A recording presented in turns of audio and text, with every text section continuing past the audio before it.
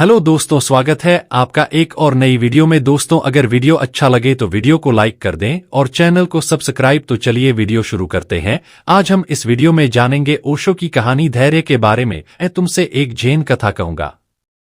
एक जैन भिक्षु जंगल में से गुजर रहा है।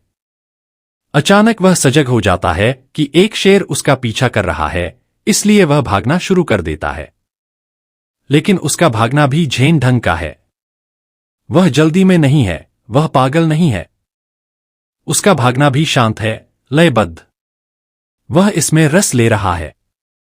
यह कहा जाता है कि भिक्षु ने अपने मन में सोचा, अगर शेर इसका मजा ले रहा है तो मुझे क्यों नहीं लेना चाहिए। और शेर उसका पीछा कर रहा है। फिर वह ऊंची चट्टान के नजदीक पहुंचता है। शेर से बचने के लिए ही वह पेड़ों की डाली से लटक जाता है। फिर वह नीचे की ओर देखता है। एक सिंह घाटी में खड़ा हुआ है, उसकी प्रतीक्षा करता हुआ। फिर शेर वहां पहुंच जाता है, पहाड़ी की चोटी पर, और वह पेड़ के पास ही खड़ा हुआ है। भिक्षु बीच में लटक रहा है, बस डाल को पकड़े हुए। नीचे घाटी में गहरे उतार पर सिंह उसकी प्रतीक्षा कर रहा है। भिक्षु हंस पड़ता है। फिर वह ऊपर देखता है। दो चूहे, एक सफेद एक काला, डाली ही कुतर रहे हैं।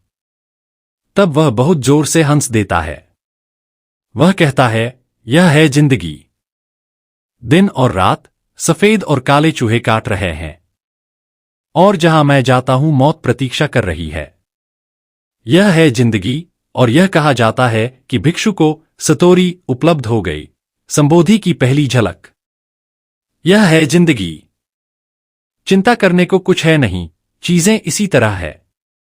जहां तुम जाते हो मृत्यु प्रतीक्षा कर रही है, और अगर तुम कहीं नहीं भी जाते तो दिन और रात तुम्हारा जीवन काट रहे हैं। इसलिए भिक्षु जोर से हंस पड़ता है। फिर वह चारों ओर देखता है, क्योंकि अब हर चीज निर्धारित है। अब कोई चिंता नहीं। जब मृत्यु निश्चित है तब चिंता क्या है। केवल अनिश्चितता में चिंता होती है। जब हर चीज निश्चित है, कोई चिंता नहीं होती है। अब मृत्यु नियति बन गई है।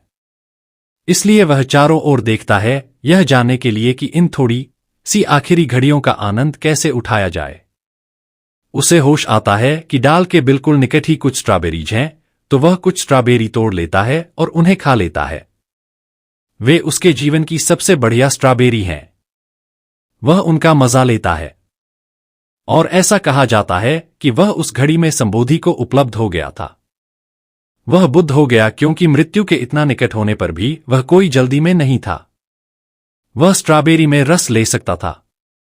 वह मीठी थी। उसका स्वाद मीठा था। उसने भगवान को धन्यवाद दिया। ऐसा कहा जाता है कि उस घड़ी में हर चीज खो गई थी। वह शेर, वह सिंह, वह डाल, वह स्वयं भी। वह ब्रह्मांड बन गया। यह है धैर्य। यह है संपूर्ण धैर्य। जहां तुम हो, उस क्षण का आनंद मनाओ, भविष्य की पूछे बिना। कोई भविष्य मन में नहीं होना चाहिए। केवल वर्तमान क्षण हो, क्षण की वर्तमानता, और तुम संतुष्ट होते हो। तब कहीं जाने की कोई आवश्यकता नहीं है। जहां तुम हो उसी बिंदु से, उसी क्षण ही तुम सागर में गिर जाओगे। तुम ब्रह्मांड के साथ एक हो जाओगे। ओशो।